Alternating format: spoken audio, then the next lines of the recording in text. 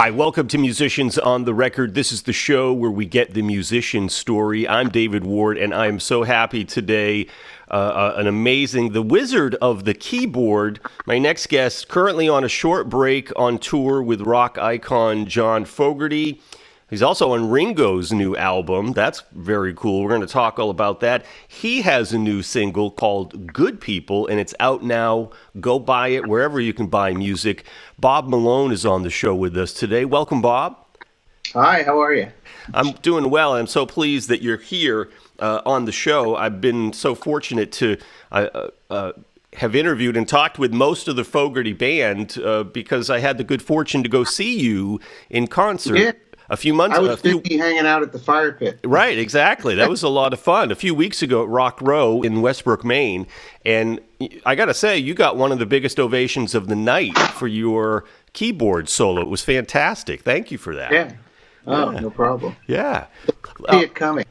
Right, yeah, exactly. Right. Yeah. Let's start with the new single, Good People, and tell us about the story and the inspiration of this. Oh, well, it was, there had been one of those shootings. I can't even remember which one. Yeah. And my wife just gets very distraught. She's a very empathetic person. Yeah.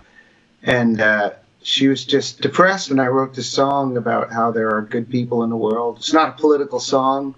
It's just really about humanity. Sure.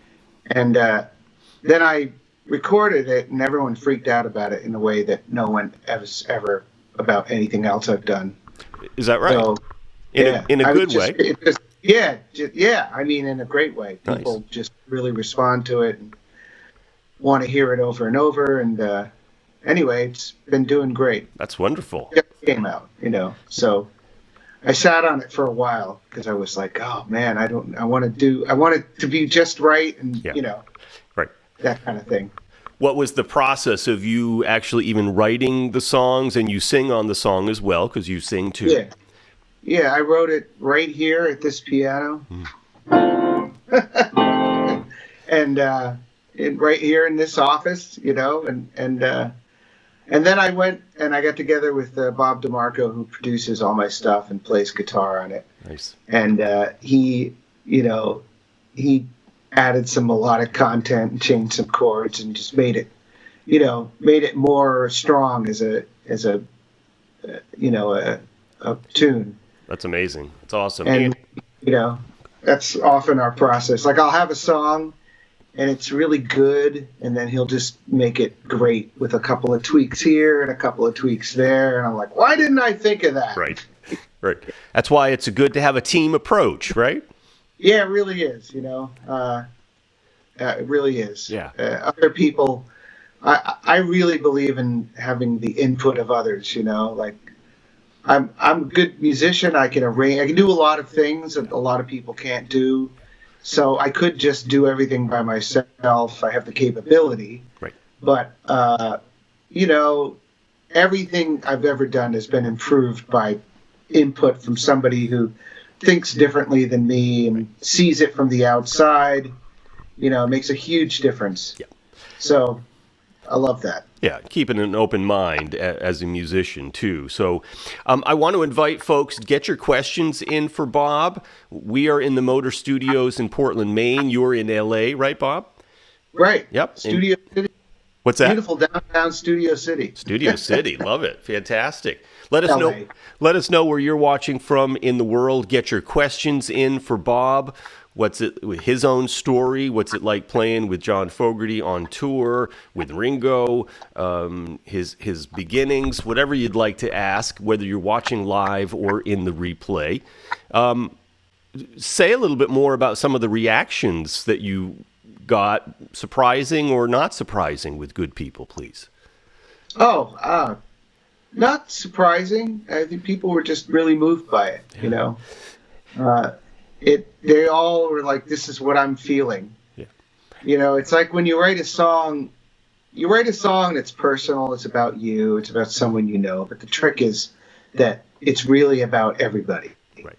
If you've succeeded, it seems like a personal song, but everyone's like, oh my God, that's me. So that's where I got it right. Yeah. And the video. Whenever I get it right, that's what happens. The video is very cool too, Bob, where you're on a rooftop part of it, playing the keyboards. And was this a drone that was going around filming you? Yeah, we hired a drone. I was like, this would have cost, back 10 years ago, this would have cost $60,000, and you had to get a helicopter, you know? Right, exactly. Yeah, I was sitting with the director, and he's like, we want to shoot you outside with your piano. I have this piano. It's a real piano, but it's made to be portable. It's only 250 pounds. Only. Right? Instead of the normal 800 that a regular grand weighs. Wow. So I just, he's like, we got to get you outside with this piano. And then I was like, what if we do it on a roof? Like somewhere here in LA where it looks urban, like you'll see the buildings. And he's like, that's an awesome idea.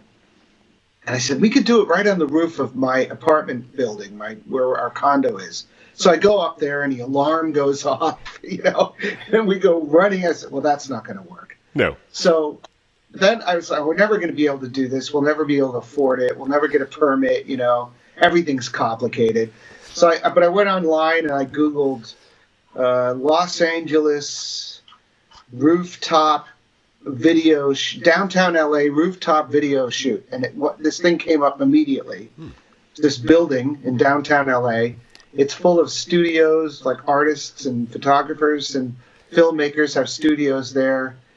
It's in downtown LA. It was like $100 an hour to shoot on the roof, right? It's fantastic. So, no permit, nothing. I could not believe it. I said, well, I think we found the place. So we went over there. We had my cartage guys who moved that piano around, brought in the piano, and there was a freight elevator, went all the way up to the next to last floor, and then the last two, like, you had to be carried up. So it was a bit difficult. And then anyone who ends up watching, you'll see we're on the roof, but there was this little piece that came out from the roof that was just this extra rooftop, nothing around it. Like the rest was sunken, there was kind of walls around it, but this was up, and there was nothing around it. And it was about the size of the piano and me sitting at the piano. Wow. And he's like, that's the spot. That's the spot. I said, I could die up there. Like if I get excited and go back like this far, I'd go over the edge. It was close to the anyways, to the edge. But it's a great shot. It really was a great shot. Right. So we set it all up there, and I sat there, and all day I'm like, I'm not getting off this stool. There's no way I'm getting off. And he's going around me, and I'm like, dude, you're going to fall off. You're going to fall off. Anyway, we got some, it's the sacrifices you have to make. It came out great. It was amazing. And what was the piano was beautiful. It's a glass top. Yeah, it's a Yamaha Electric Grand, which is this thing they used to make before there were digital pianos. You had, your choice was, if you wanted a piano on stage, you had to move around a real one. Yeah. So this was like a real one that was all built to be portable, like it breaks down into two halves. Yeah. And it's amplified, like, when you play a regular piano in a rock show, you put pickups in it. Sure. So this had the pickups built into it. Very nice. Anyway, it was pretty ingenious. And had shorter strings. Anyway, this is all. So I bought that thing 30 years ago when I was in college, and I've had it ever since. Is that right? So that's That's fantastic. And so I used it for years, and it got trashed. Oh, and then I put it in my dad's garage, and it sat there for about 12 years. And then he's like, I'm moving. You got to get this thing out of here, right? So I got it out, and it was just so destroyed. It wasn't that playable, really. So I just brought it to Custom Vintage Keyboards. They work on my Wurlitzers and my Hammond B3 and all the stuff I use in a Fogerty gig, all my vintage stuff. Yeah. And he's like, oh, we can rebuild this. I'm like, can you make it look just like it was when it was new? He's like, boring. Oh, is that Let's right? make it red. So they put red Tolex on it, and we put a plexiglass top on it. which is so you can see the strings and everything. Yeah. Anyway, it's a beautiful piano. It really is. That thing. And have you used it on tour with Fogerty? I haven't used it with John. I've used it on my own shows. I haven't. I'm on a riser with John. I don't know if it'll fit up there. Okay. Anyway, that's a different gig. Sure. The John Fogerty gig, basically, those keyboards come with the gig. Like they own all those keyboards. Oh, okay. Those are not your keyboards. No, that's not. I have that. I have a Wurlitzer like on the thing, but they have their own. Got it. Which is great. Yeah. I bring some. I've brought my own stuff. Something will get broken, and then I'm like, it's better if we use theirs. So we don't have to worry about it. Well, exactly. Yeah. Anyway, they own that whole. They have that whole rig, and they gave me what I wanted. When I came on the gig, there was no Wurlitzer. Like that too, right? It's on a Wurlitzer piano, which is this great vintage piano and they didn't have one. And John was like, I really don't like that piano, so I was doing it on a keyboard. And I said, yeah, we should get a real Whirly. And they're like, oh no, they're a pain in the ass. Stuff breaks, and he was right about that. Okay. But I'm like, we should still get a real one. But no one said much about anything, and then a few months later, a couple of real ones just showed up at a rehearsal. Is that right? Then I've had them ever since. Very cool. They're wonderful. Yeah. Yeah. So can we talk about the gig with John Fogerty? How did you get the gig? How did this even come about for you, Bob? I paid off a guy. No, I'm just kidding. I have my lawyer, who's also a friend of mine, who I've known for 25, 26, since the early 90s. We're both the same age. He was a young guy coming up when we met. I was a young guy coming up. He worked for David Braun, who's now passed away, but he was a really huge entertainment lawyer, going all the way back to the 60s. Like Bob Dylan was his client, and Robbie Robertson.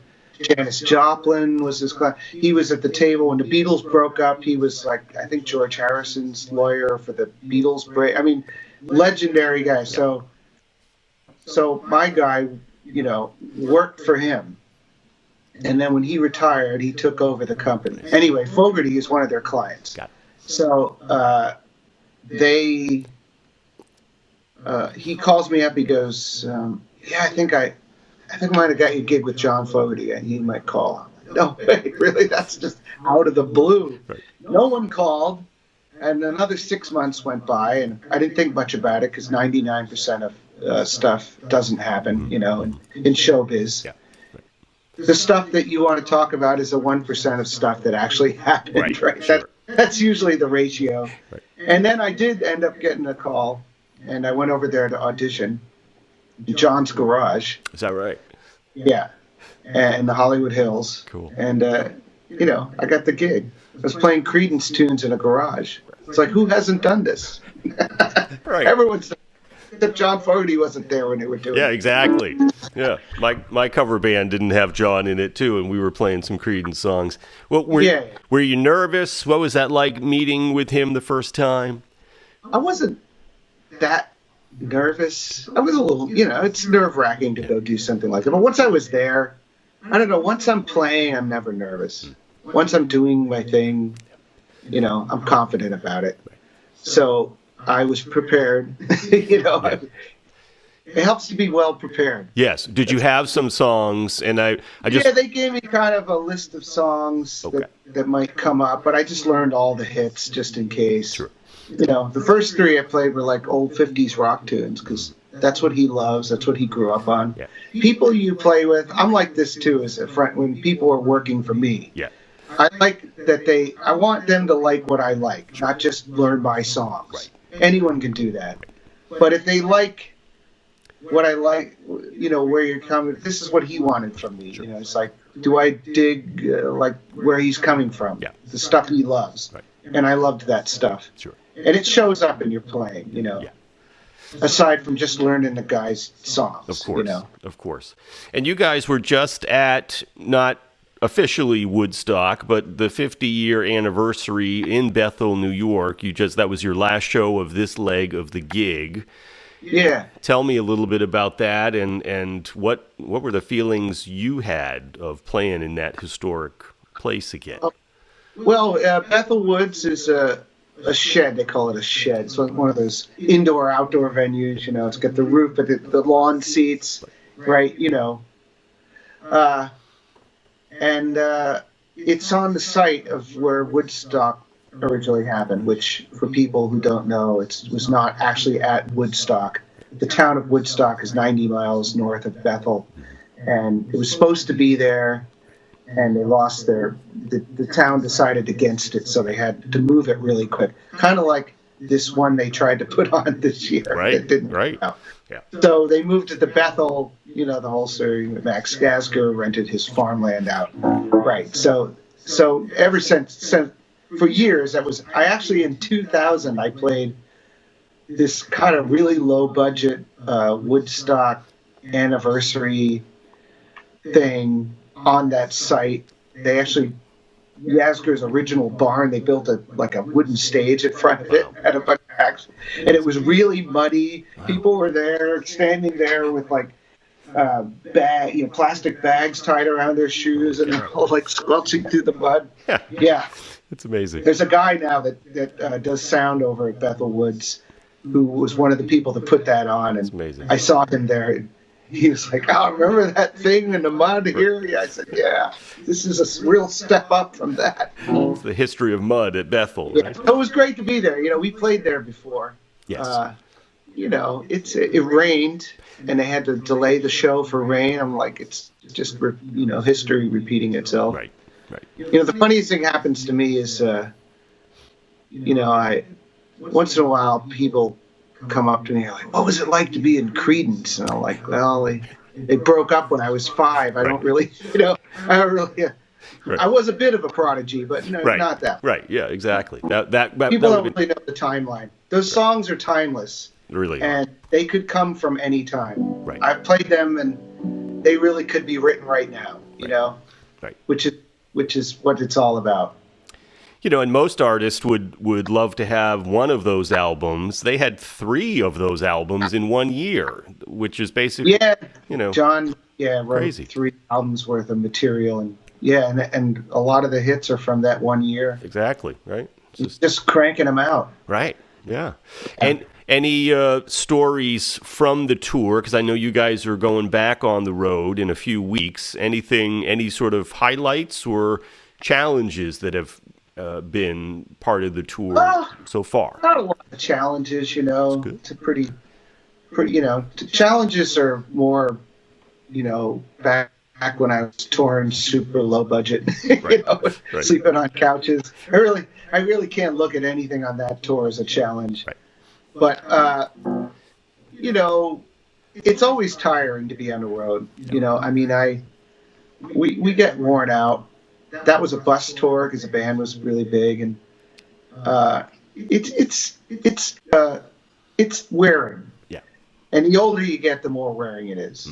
You can really see a bunch of us who are older, and we're road dogs and road warriors, and we know how to do it, and we know what it is. But there's some guys on the tour that are in their 20s or early 30s, and they're just way more resilient than we are. You know what I mean? Sure. They just don't need a lot of sleep. Right. They just damn, you're so perky right now. What's wrong with, right. Yeah, you're 20 years younger than me. Right. That's what it is. Yeah. Makes a huge difference, right? How do you take care of yourself on tour then, Bob, as far as, getting enough sleep, nutrition, all of that? I try to be good. It's hard. I kind of lack discipline, but actually my friend Trissette has been on this gig, and she's very disciplined about what she eats. And so she's been, hi Trizzy, she's been, she would just make sure that I didn't do anything bad. She's my conscience. There you go. And then she made me walk a mile with her. That's pretty Gotta good. get our steps in, or we're gonna get fat. Right. I hate you. You're the worst person on earth.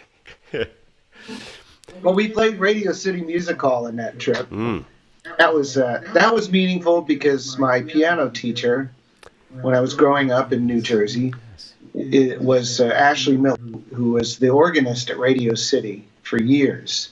Made all the albums, the Mighty Wurlitzer at Radio City Music Hall that were all in Columbia. There was all these records, and he made all those. So amazing.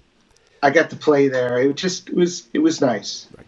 He's not alive, so you didn't get to see it, but Yeah, so it was really there. let's talk about your story and your beginnings, Bob. When did you fall in love with the piano and the keyboards? Well, I was 9, and I was just this kind of restless, annoying kid. And I don't know, like a restless, annoying adult, but that's another story. Okay. And, my parents were just kind of like looking for something like to be a well-rounded kid. Yeah. We had a organ in the house, one of those home organs, right? Yep. With a little rhythm box, And my dad played it not very well. He'd just come home. He's okay with me saying that. That's good. And he wasn't talented. He just liked to play after work to relax. Sure. So we had this thing, and so I went to take lessons. And the first year of taking lessons, I was not into it, and there was no sign that I would end up, where I am now. But my mom was like, "Don't be a quitter. Don't give up. Just I'll watch you play." I found that I liked to play if somebody watched me, which is still the case. Sure. Right. And she's like, "I'll watch you practice for 15 minutes a day. If you just practice for 15." So about 8 months into that, all of a sudden I could play. I was just ripping. And it was all there all of a sudden. Yeah. And that was it. Then they couldn't tear me away, and I gave up everything. I was like, I'm going to be in 4th grade. They had career day when you went on the little stage at the auditorium and you talked to, everybody wanted to be a princess or a garbage man or a spaceman or whatever. The garbage men were really popular in our neighborhood. Is that right? Yeah, they came and everyone thought they were cool. And they're like, hey, and everyone loved the garbage man, all the kids. So I went up there and I was like, I'm going to be a musician. I'm going to play piano. You knew. And everyone was, and that's pretty much how it was since I was 10. Wow. And because my mom made me not quit. Right. But I really wanted to play piano that whole time. I was learning classical organ, with the feet, with the pedals, the whole thing. Wow. But I loved the piano. And so finally I got mom and dad to get me a piano. So then I learned both. And that's why I play both, because they're completely different instruments, Sure, of course. Well, thank you, Mom and Dad, for inspiring you, right? Yeah, they were good to me. And they were not musicians, they were not arts people. Sure. They had no idea what was about to happen, and they were just supportive, Right. They were good to me. And they weren't sick parents, which was also great. So I just did it because I wanted to do it. Right. And that was how it all began. And by 15, I was playing in bars, and Is that right? yeah. What was the music that was inspiring you? Who were the artists that were sort of hitting your soul here, Bob? Well, at first I was just into, like when I started taking lessons, I was a kid with, I had like Disney soundtracks and stuff. That's stuff that kids like, 8-year-olds liked or whatever. And then once I started playing, I would get really deeply into classical music and also like fusion, like Return to Forever and Weather Report and shit that like no 11-year-old kid has any business being into. But that's what I was into. That and Stravinsky and Beethoven and all that kind of thing. And I had very little awareness of pop culture. Okay. And when I was 14, I guess, I was walking through the stereo section in the Sears store in Willowbrook Mall in New Jersey, and I heard Scenes from an Italian Restaurant, Billy Joel song. And I stood there transfixed, and I listened to the whole thing, and I'm like, that's what I want to do. I want to write songs like that. And it was kind of a piece of music. It was a nice transitional. Yeah. And then, so that it began there, and shortly after that, I got a copy of Sgt. Pepper's Lonely Hearts Club Band, Yeah. Which just blew me away. Sure. this is 10 years after the Beatles broke up, but it doesn't matter. No, it doesn't. Right. And that I couldn't get enough of that. I wore out like 2 copies of that by the time I was 16. Favorite song or favorite songs from that album? Favorite songs from that album? I know if I have a favorite song. That album appealed to me because it plays like one long piece of music, and it's varied. Like to this day, like I got pegged as a blues artist because I sing bluesy and I do bluesy type stuff, but really I'm all over the map musically. Okay. And that's just how I am. And when I think about it, I think it's because of that record, Because every song is in a completely different style, but it all hangs together. Yeah. I just wondered, was there one more than others that helped you piano-wise or keyboard-wise? Oh, I don't know. It wasn't like a real keyboard album for me. It was just the songs and the concepts and the energy of it, and the way, coming off of classical music, it was sophisticated enough musically, that I could really relate. Like I didn't get simple music at first. I did later on, but coming from where I came from, I needed some complicated chord changes, or I'd get bored easily.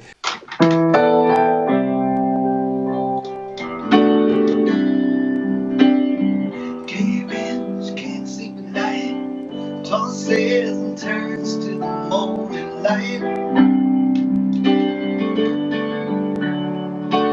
The world's jumping, the world's not fair. She can't breathe with the hate in her head. It's not easy to see, I know. When you finally run out of hope, but there's good people everywhere. I say there's good people everywhere.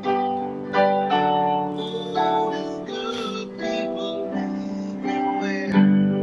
When it seems like someone's always getting in your face, shooting up the place, making you lose your faith. Love and grace. Just remember,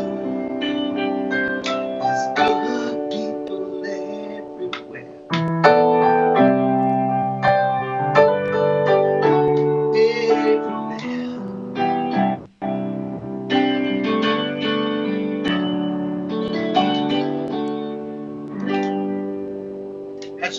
That's like half of my single.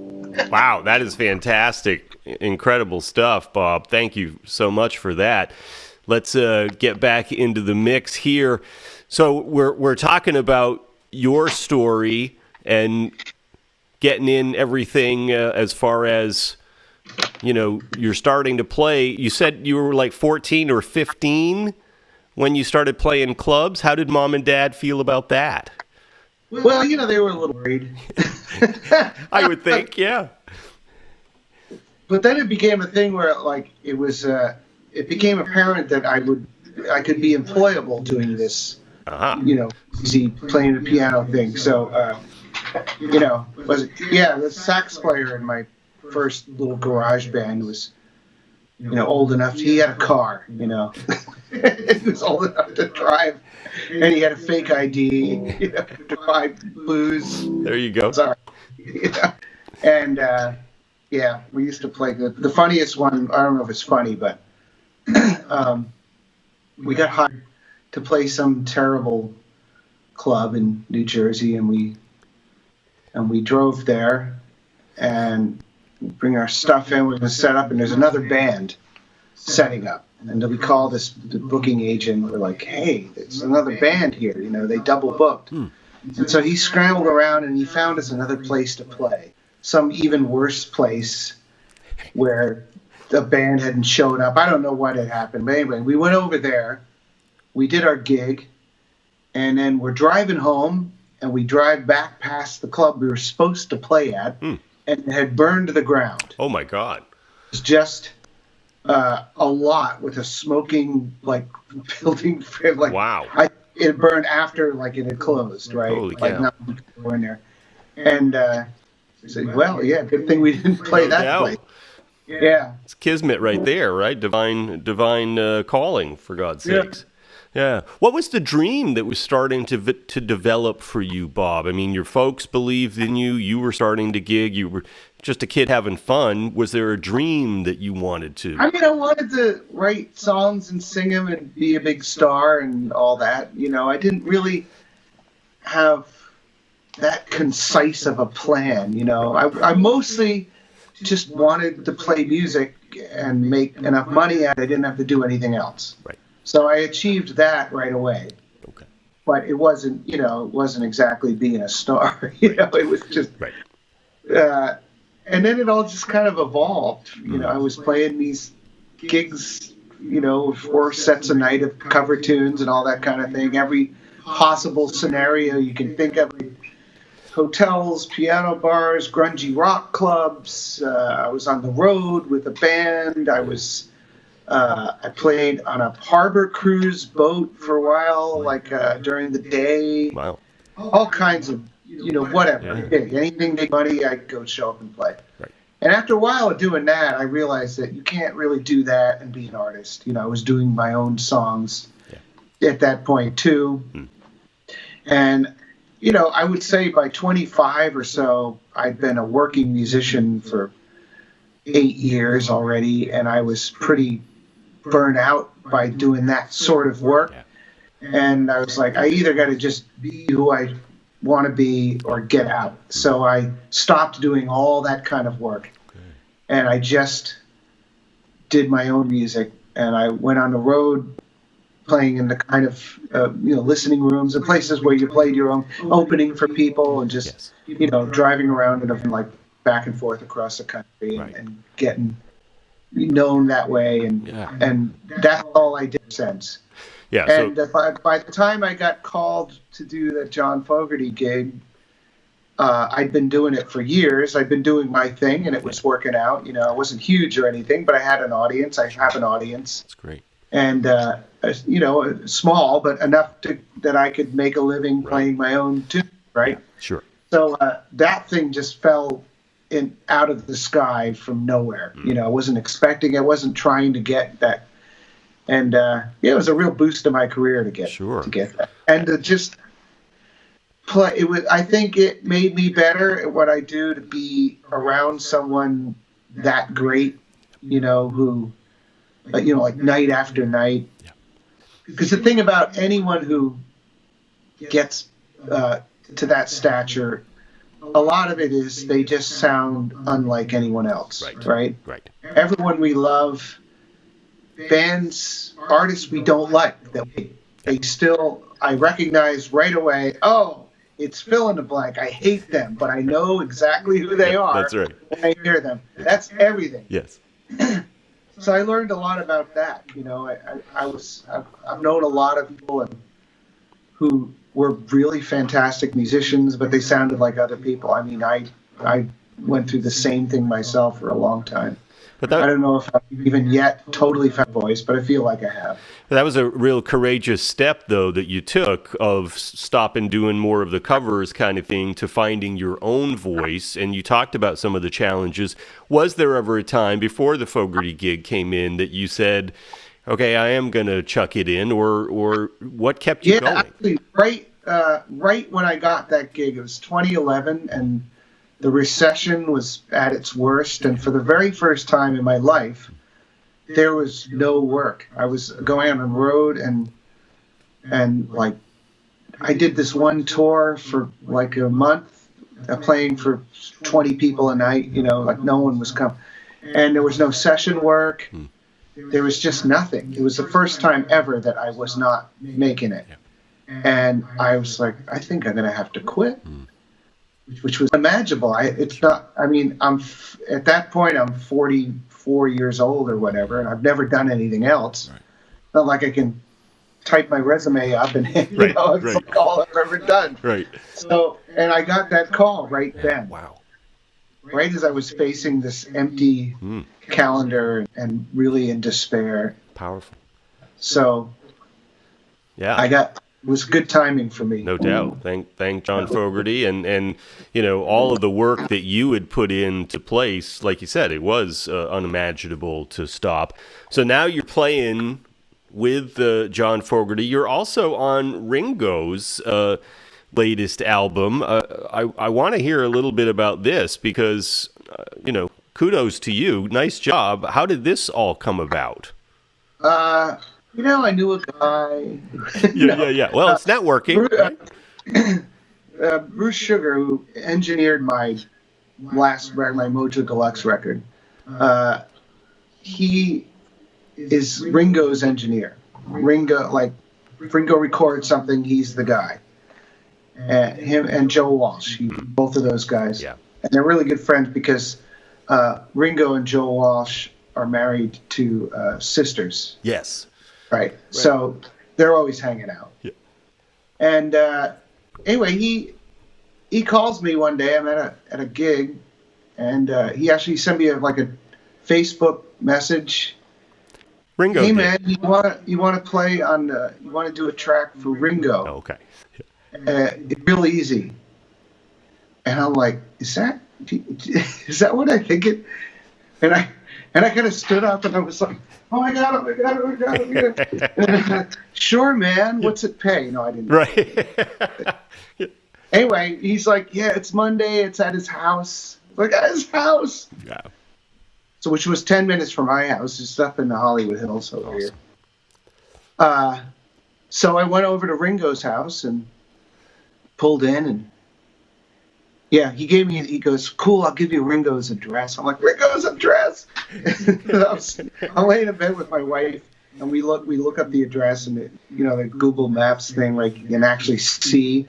And so it's his gate, and there's a garbage can. And my wife's like, that's Ringo's garbage can.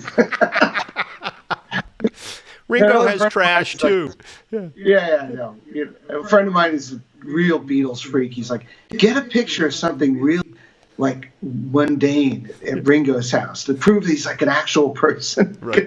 Right. So I'm like, this is Ringo's bathroom. That's great. Anyway, I went over there and it was great. It was a great time. It was just me and Ringo and the engineer, and I was overdubbing a part. Most of it had been recorded already. And what's the track that you're on, Bob? It's Back Off Boogaloo, which is a remake of the hit that he had early. Of course. Yeah. He found his original demo of that tune, which was him playing acoustic guitar and singing it. Wow. And so we cut to that demo. They transferred that to digital, and then they overdubbed a band over it. So it was Ringo playing drums, and Joe Walsh was on it, and I was a bunch of heavy hitters, right? Man. And me, right. right? You're a heavy hitter too, sir. It's the sir. final overdub. Yeah. Jeff Lynne was playing on it. Oh, sweet. It was killer track. Anyway, that's what it was, and it's on the CD there. And you can't see it, but I got a picture of you and Ringo up right now on the screen, giving the peace and love sign. And he has a giant sculpture of this, right, with peace and love in his driveway. There's like a big circular park, 7 cars kind of driveway, and there's this big. And so at some point I was playing in Vegas, and I was sitting at some restaurant, bar, or whatever, and I got talking. They had just seen me play with John, and they're like, "Oh my God, you're the keyboard player!" And we were talking, and it turns out that that statue was made in Santa Cruz by a friend of hers. Oh wow! Like, I know the person who made the peace and love statue. Oh, cool. Out. Yeah, it's just crazy. Small world. Yeah. Small world. Sort of any direction from Ringo that he gave? Yeah, lots of direction. He knew exactly what he wanted. Yeah. Yeah. And he was very nice. I mean, if you're a Beatle, there's fame, and then there's that level, all the big rock stars of the 70s. Right. Every single one of them has the same origin story, which is, I saw the Beatles on Ed Sullivan, Right. and I knew what I was going to do for the rest of my life. Exactly. Right? So it's a step up in influence Yeah. from anyone else, Right. really. Yeah, no doubt. And so he knows he has to put you at ease. Yeah.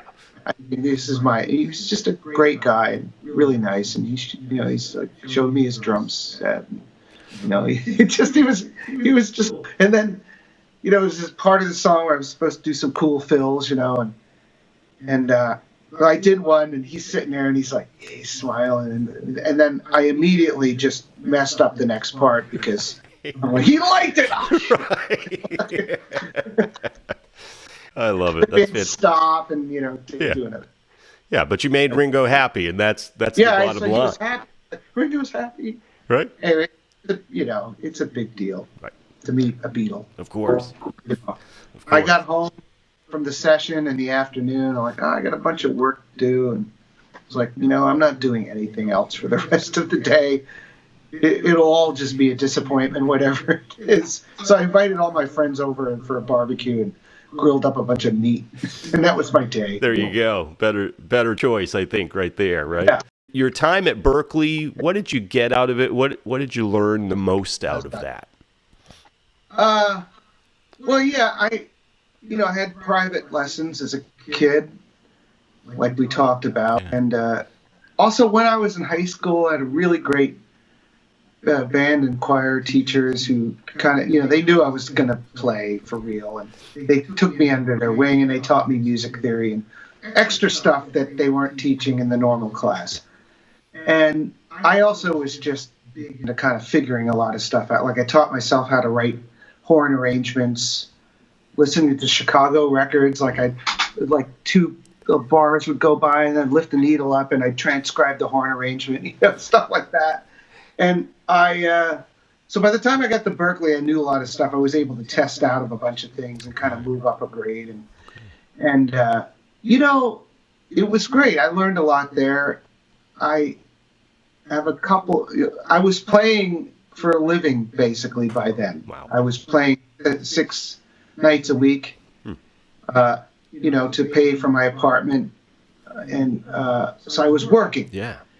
So I saw a lot of the kids at the school that I was going to school with had never actually worked. Oh, okay. They were good musicians. They got into Berklee College of Music, Right. all good, but they had real illusions about what it was going to be like. Sure. None. I mean, Right. You were I living. tell everyone that I had all these classes at Berklee, but the best one I had was sight singing. It was this thing where you go in every week and they give you this sheet of music, and you would sight sing it without any instruments. You'd sing the melody line on the page, and it got harder and harder and harder, and it got real avant-garde by the end, but it was the greatest ear training. So now I can sit, I get hired to write string arrangements, horn arrangements, orchestra. I do musical theater orchestrations for people, and I can just sit in a hotel room while I'm on the road and do it without ever having a piano handy. I can just use my ears. Yeah. And that's, a lot of that's because of that class. Yeah. And I had an arranging class, and this is the story I tell everybody because it's instructive. It had a component of technical stuff where you learn drop 2 voicings and don't use parallel fifths and octaves and that kind of stuff. And it had a creative aspect. So there's a midterm on the technical stuff, and I missed a lot of classes. It was early class, and I was never much of a Morrison. And I got probably a C or something. I did very mediocre on the written test. And then our final project was to write a big band arrangement. So I just wrote a big band arrangement using none of the things I was taught. I just wrote, because I had already listened in that way for a long time, right? I just used what I thought it should sound like. And I turned it in, and we show up for the last day of class, and the teacher comes in, and he's like, he holds up a copies of my arrangement, and he hands them out. He goes, "This is what your arrangement should be like. This is the best one ever." It's because they were all trying to use the technical stuff they had learned. They weren't being creative. I was being creative. There was probably some things wrong with it, but it was interesting in a way that the others weren't, I guess. And so he handed it out to everybody. He's like, right, like this guy who totally didn't pay attention in class and forgot all the stuff that you taught me. It was kind of like that. That's fantastic. I love it. That was my time at Berklee. Also, the interesting thing, it was 87, 88 and around there, and they were just starting the songwriting classes, like the pop music program, which is a big thing there now. But at the time, it was a jazz school, and they were just starting all that. And I was always kind of on the fence about, I was in one of the songwriting classes, and it was interesting to me. Like, there was nothing wrong with it, and they would pick apart a great song and analyze why it was a great song. But on the other hand, I'm like, these great songs are great because whoever wrote them lived, You know what I'm saying? Like, so I was a little bit like, okay, this is nice to know, but, you're not going to be a great songwriter because you took this class, which is true of anything, I guess. Sure. Yeah. So what do you think makes a great song, and what advice would you give to aspiring songwriters? A great song, I have this theory, there's three kinds. There's like bad songs, there's really good songs, and then there's hit songs. Hit songs are really good songs. Actually, they can be good or they can be embarrassingly bad, but they have a thing that I don't know what that thing is. Like, anyone who says they do is lying. They just have I have friends who've written hit songs, and it was just another song when he wrote, but it had a thing. And it ended up just everyone. But I can tell you, a great song, it should appeal, like I was talking about before. Like, you write a personal song, and it's very, you're really bearing your soul, but it has to be, everyone else has to be feeling that. Like, it can't be just about you. You don't consciously do this. But when it works, and you've pretty much put your diary on the page and sung it, everyone's like, oh my God, this is me. This is exactly how I feel. That's the first element, is this universality that everyone has to be able to relate. Sure. And, and you can't, I don't think you can make too much of a contrivance of that and just go in and say, well, everyone's going to have to relate to this. You just got to do it right. It's hard to explain. Like, it's not, it when you've done it, and you know it when you've not done it. Like, I've seen people get up and they're singing very personal stuff, and it's kind of like, I don't care about, I don't care about your pain. But when they do it right, I really care about your pain because it's also my pain. Right. Yeah. So there's that. And other than that, I don't think there's rules. Okay. There's all kinds of great songs that, are 8 minutes long, or, take, Tiny Dancer. It takes almost 3 minutes to get to the chorus. Right? No rule is adhered to whatsoever. But that song is all hook. So you don't care. It's all chorus. By the time they get to the chorus, you're like, oh my God, it's even better than I thought it was going to be. But, there's an example of, a classic song that, there's lots of others, of course, but that just came to mind. Yeah. Yeah, I mean... So, it just works or it doesn't work. It's awfully vague. No, I think it's true. My whole thing in life is I just want to write one song that is going to last for people. That's my goal. I don't know if I'll ever reach that goal, but that's all the legacy I want to, I'm a good player. I'm an okay singer, I just want to write one song that's going to just live forever after I die. No one will even know who wrote it, but it'll just be around and people will be singing it.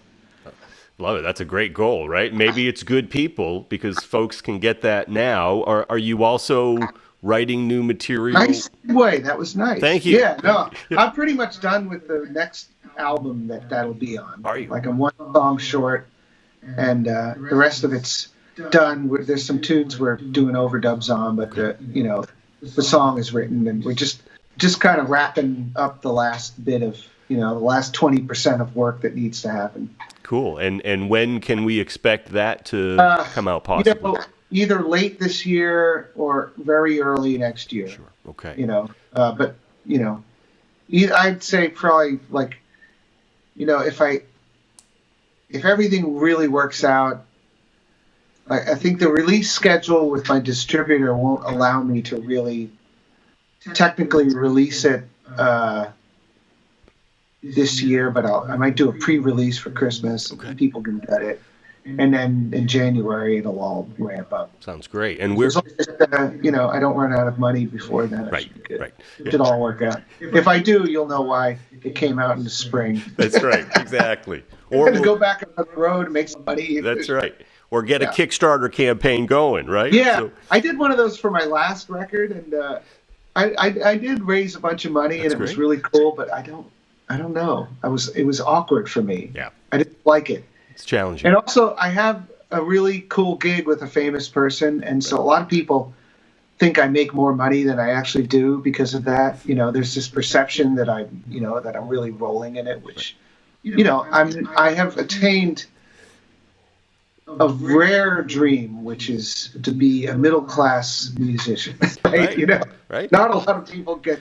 Usually, you see people who are making no money, or scraping by, or they're rich and famous. I'm not either of those things. I'm a middle-class musician. Middle class, gotta love it. Gotta love it. So that's where I'm at. One of the questions, Bob, that we've got on the feed with folks who are watching. Talking about being on tour with John Fogerty, talking about what are some of your favorite songs to play with John? Oh, favorite John Fogerty songs. Well, I think that one I was playing before, Long See the Light. It's too high for me. That's my favorite. I think that's my favorite. It's one of my favorites too. I love it. Unbelievable song. And then we usually hit right off with Green River, which is another one of my favorites. And also, he did this. The last record he made, it was like covers of his classics, his duets with other people, and he wrote 2 new songs for him. One of them was called Mystic Highway. And that song's amazing. That's one of my favorites, too. And it's like I guess that was 5 years ago. But in the grand scheme of things, a new John Fogerty song. Wow. Really great tune. Yeah. The thing about those songs is they all play, like we don't have to play old-fashioned, we don't have to make believe it's the 60s and play. We just play like a rock band plays now. Right. Yeah. And they sound great. Like they just come on. I never feel like I'm playing an oldies. I never feel like I'm playing old songs. Right. Those songs have no age to me. They're timeless, right? It's the highest achievement to do something to me. Yeah. To do something that can become detached from its era. Yes. Like people who are there. There's a nostalgia 60s element for them, but I wasn't there. Right. And I didn't have to be there, right? It all still works. Yes. Yeah. Anyway. Yeah, because there's new generations of fans every day. Yeah, there's young people that love those songs. A lot of them don't even know who he is, but they know all the songs, We'll play a festival, and it'll be all these people, and we come out and like, all these people have no idea who this is, but they're about to find out. And we start playing, and they're all like, singing along like, I know this song, and then they figure it out. These are iconic songs that make so many people happy. It's really incredible. What have been some of the highlights for you, Bob? Some of the places that you've played that you sort of just kick back and go, oh, here I am at this gig. Oh yeah, well we just played Red Rocks in Denver. That's just unbelievable. Yeah. You can't help but be you feel like you're a tourist on your own gig. It's just so spectacular. We just played the Hollywood Bowl. That was a nice gig. And Radio City, we've done a couple of times. We played, like the first month I was in the band, we went to Russia. We played Moscow. Wow. And we played this festival out in the middle of the street for like 300,000 people. Man. It's crazy. I was still learning the tunes, Yeah. You pulled it off, though. Yeah, that was a good gig. I don't really remember much of it, except I just looked out at the crowd and it just went on and on. Like you could see the back of it. Wow. It's incredible. And yeah, we played some really, really iconic spots in that band. Are there other places either coming up or dream places that you'd love to play? I still haven't played Carnegie Hall. I'd really like to play Carnegie Hall. Yeah. Probably not with John. It's too small for him, if you can believe that. It's a little small. Right. But I'd love to play there. Yeah. And, where else would I like to play? I've played a lot of the places. Royal Albert Hall you've played? Right. No, I haven't played there. Would like to do that. Yeah. Yeah. We just played the O2 in London. Yeah. Amazing. Great venue. Sounds bad in there though. Does it? Yeah. It's a lot of these arena places, they don't sound very good. It's all bouncing around and it's more of a it's exciting because it's a big, huge crowd. And you're playing arena, and that's every teenager's dream. But like on a musical level, I'd rather play a slightly smaller place where everything sounds better on stage. So the sound just travels too much. Yeah. The first thing is you go and have sound check in the empty arena. Right. And that's just a battle you're never going to win. Like that, a place like that with no people in it to absorb some of the sound. Sure. It's just awful. Yeah. And then once people are in there, it's quite a bit better. But it's not like like theaters are my favorite because they're big enough that you get that big crowd feel, but they're usually more acoustically sound and it really sounds great. And you can the music, the details come out. You play an arena, the details get lost. You just gotta bash it out.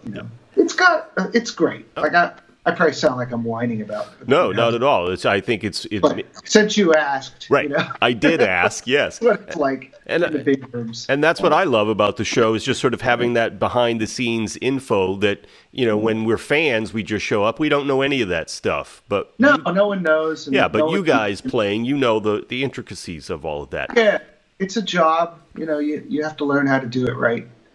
Playing in very big places is a different way of playing. You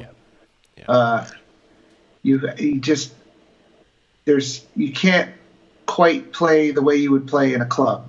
It doesn't really work. You have to make bigger musical gestures. So you have to simplify things, not in a bad way, but just you have to play the room to the room. Sure. You're also spread out. On these big stages, so you're only getting whatever's in your monitor. So if you want to hear, Kenny Aronoff is on stage, and he's a really hard-hitting drummer, but he's like way over here, and if I don't have him in my monitor, I don't really hear him. He's far away. Wow, that's amazing. It seems unbelievable, but I hear a hint of it, but whatever's going on, if it's not. So I got him like cranked in my monitor. The bass player's way over on the other side of the stage. Right. I hear nothing unless I put him in my monitor. Right. And I got to have him there. Sure. So, it's just a whole different way of making music. You come up playing on club stages, you're all close to each other. Yes.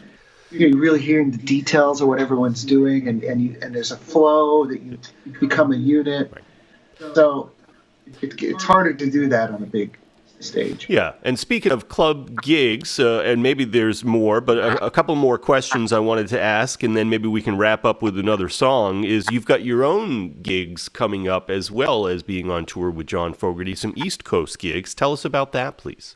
Oh, yeah, so I'm playing Sellersville Theater and live at the Falcon, which is a really awesome room, and Debonair Music Hall, which is in Teaneck, New Jersey, just outside New York City. They're all good rooms.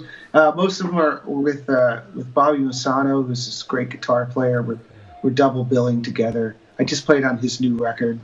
He played with Steve Winwood. He was the guitar player on the MTV theme. Da-da, da-da, da-da, right? da-da. Yeah, I know. That's great. When he told me that, I'm like, oh my God, Right. you're my adolescence. Right, exactly. Anyway, he's an unbelievable. So, half his songs, half my songs. Awesome. My will be backing us both up. We'll be backing each other up. Yeah. So there'll be those are gonna be fun shows. And then in December, I have a couple of. I made a Christmas record last year because I had my version of the "You're a Mean One, Mr. Grinch" was in that Grinch movie that. Yes, I said. It was in the trailers. Wonderful. And it got like millions of hits on people. That's awesome. It was the most popular thing I've ever done. That I recorded it. That's a story. Sure. Do you have time? Yeah, please go for it. I recorded it in 2004, and nothing much really happened. I just did it because I liked it, and it was just out there on iTunes or whatever. Yeah.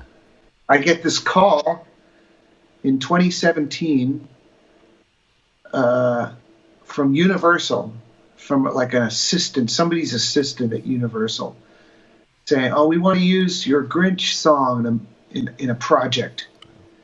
I'm like, "Oh, wow, great. What is it? Oh, I can't tell you what it is."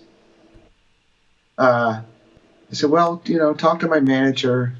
Right. So we sent it over to my manager. And then they're like, "We need stems." Stems are like the individual tracks, like a drum track, piano track. I said, well, geez, I don't even know what they're doing with it or what they're paying me or anything, and they won't say. I said, well, no, we can't say yet. Because they didn't want anyone knowing that this movie was coming out yet, right? I see. So they want me talking. Right. So I said, I have nothing to lose. I didn't even write this song. It's been sitting around for 16 years. So we sent it, and they... so it was eventually revealed to me that it was for that movie. Wow. And they were still very cagey about, are they going to use it? Are they not going to use it? And maybe like 2 days before we worked out the part, and like 2 days before the thing went public, my manager got the check, and still no one really told me anything. And then I wake up one morning. This was in March of 2018. They had the trailers from March all the way until Christmas. Wow. And my social media was lit up with all these people like, I heard you on the new Grinch trailer. Oh, and I said, wow, it's a good thing you saw. I had no idea that was out. Right. And that's how that happened. That's fantastic. That's great. Yeah. That got a lot of play. You never knew you made a Christmas classic. Congratulations. Right. So that was last year. I'm like, I better make a whole album, and I had some stuff. Nice. The original Christmas things, and I picked out a few. And I tried to, I wanted it to not be cheesy and not be a cash-in and not be a bad Christmas record, which there are so. Sure. So I think I accomplished that. It's a little different than your average. It's Christmas music for people who hate that kind of stuff. Like, if you hate Christmas music, this will be your favorite holiday album. I love it. I guarantee it. Anyway, we're doing a couple of shows on the West Coast for that in December. That will be one here in LA and one up in Northern California. That's fantastic. And both in like little theaters. And the show will be everything from that record plus my normal stuff. Yeah. My band, background singers. Be really nice. What's the name of the Christmas album, and where can folks get that? The Christmas Collection, available wherever fine music is. Yeah, you can download it. You can stream it. You can buy the CD. There's many ways to access it. Amazing. And I was curious, your backup singers who you had on with Fogerty, someone else was asking about this with the Malonettes, were they on the Christmas album as well? Yeah. Malonettes are. Malonettes. Yeah, right. And they made that name up. I love it. They've been singing with me for 10 years. I mean, Trissette and Levon are the two of the. There's four. One's my wife, and she doesn't really travel that much with the band, so she's like the fourth one is the sub for Karen. But sometimes we just have all four in a gig. Right. It's become a thing. Anyway, they want for that Fogerty show, it was like a whole Woodstock themed thing. They were this year, great, right? And so they added the Joe Cocker version of "Little Help from My Friends." Amazing. A couple of Sly Stone songs. You heard it, right? Yeah, it's great. And they just needed female background singers. We were at John's house rehearsing, and it was just us guys singing it. It was okay, but it was kind of laying there. Yeah. And finally, he's like, "Well, let's do it right." And then, anyway, I was like, "Oh, I'll get my friends on this gig." So I said, "I'll put people." Right. And they have to drop everything, show up for a week of rehearsals starting tomorrow, and then we're going right to Vegas for 2 weeks. Wow. So, Levon's like, "I have like these 2 gigs."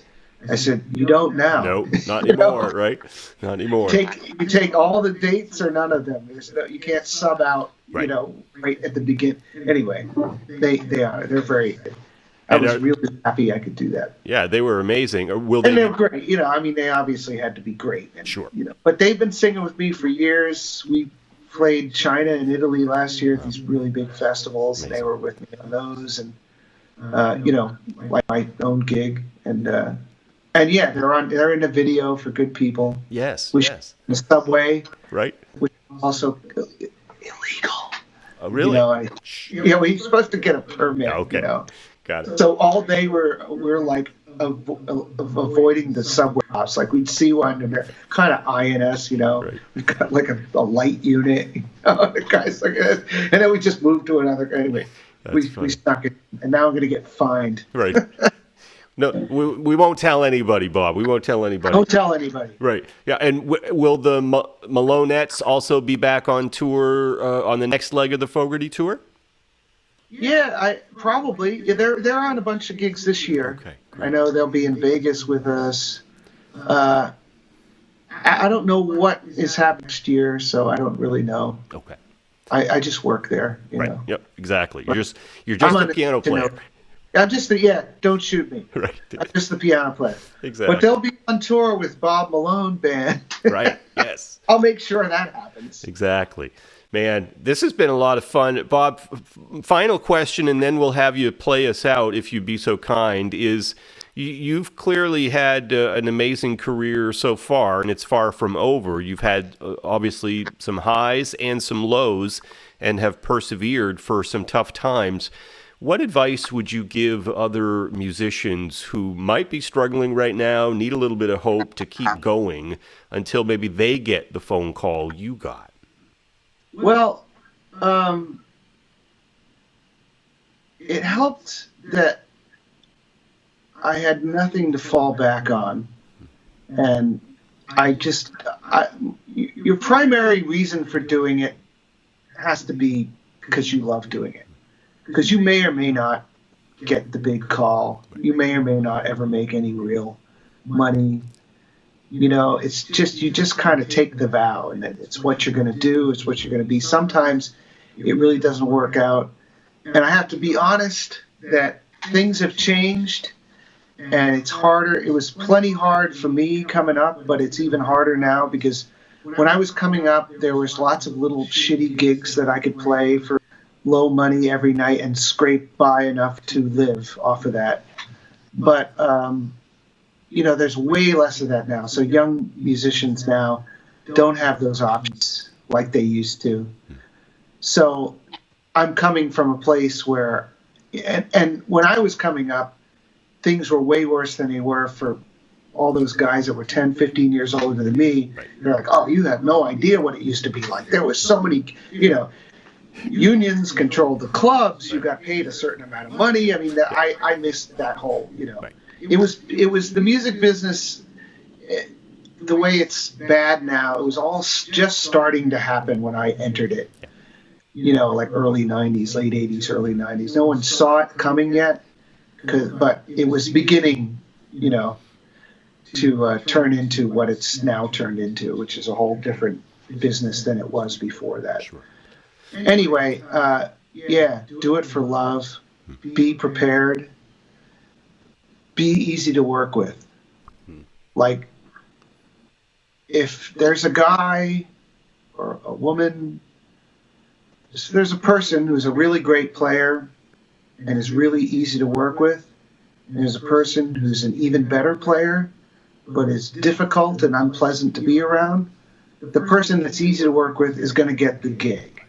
Nobody wants to be on the road or in the studio with somebody who's a dick. It's just not, you know. And you don't see much of that. You see a lot of that behavior more so in kind of second or third tier markets where you can be a really good player and hard to work with, but you're not surrounded by a lot of other good players. But here in LA, they're just knee deep in great players. They're everywhere. So there's no way you work if you're hard to work with. You know, that's also something to keep in mind. Right. But yeah, just love music. You know, that sounds kind of, I don't know. It's you have to treat it like a job because it is a job, but you have to do it. I've always been a fan. Like, I try to stay a fan and love music like I did when I was a teenager and I was a fan. I wanted to play great, but I also just loved it. You know, that's the most important part. Yeah. That sort of thinking will create opportunities for you.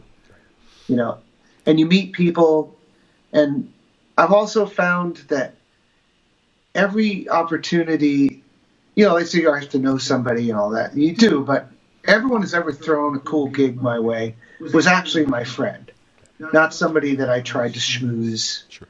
You know, it was somebody I actually had a relationship with. Same as Levon and Trissette, right? They were not only great singers, but you know, we'd been through the whole thing together on the road, touring in a van, and you know, and they're friends and they're my pals. I'm going to call them before I call somebody I have that I just kind of know a little bit, even though they're great too. Sure. Right. So make friends with people. And I'm an introvert and I don't make friends easily, so even I have had to when I make a friend, I really make a friend. Sure. Right. That's all part of it. I think it's great advice. I mean, obviously you got to be good player, but the networking and relating, you got to get along well with the other kids. That's a huge component of it, right? And I found the kind of networking where like, oh, there's this cool hang, go over to it, network with people. I've never gotten any kind of work out of that situation. Okay. I've gotten work out of working. Right. You know? Right. Like early on, my policy was no matter how bad the gig is, no matter how little it pays, show up. You have to just show up and show your face. You have to be around a lot. Right. You know, now I turn stuff down, but back, you know, a lot of high-paying stuff came my way from doing some gig that paid $0. Right. You know, but I made new audience fans, and I made new connections with players that I was playing with. Sure. So that's my advice for whatever it's worth. Yeah. Absolutely.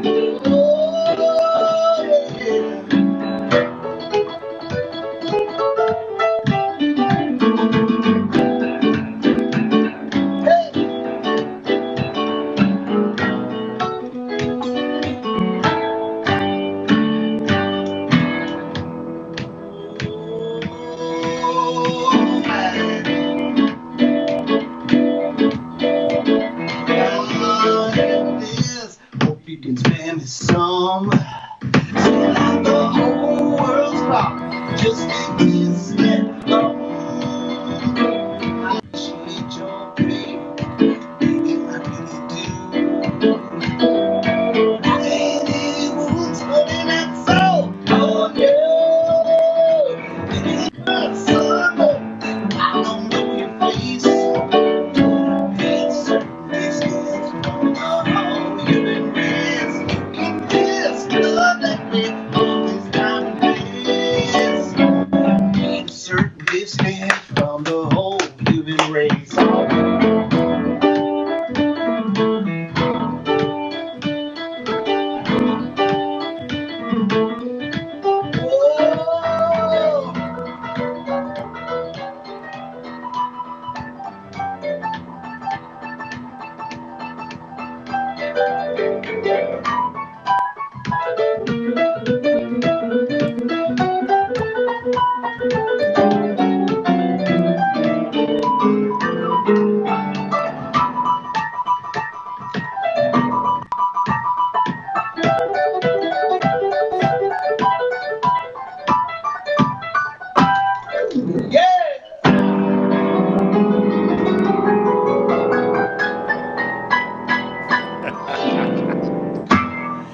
Fantastic, Bob. That is incredible.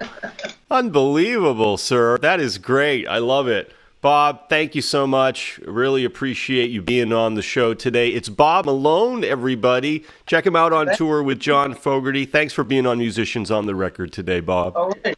Glad we could work it out. Thanks, everybody, for watching. Whether you're watching live or in the replay, get your questions or comments in and follow us on Musicians on the Record. Peace, everybody.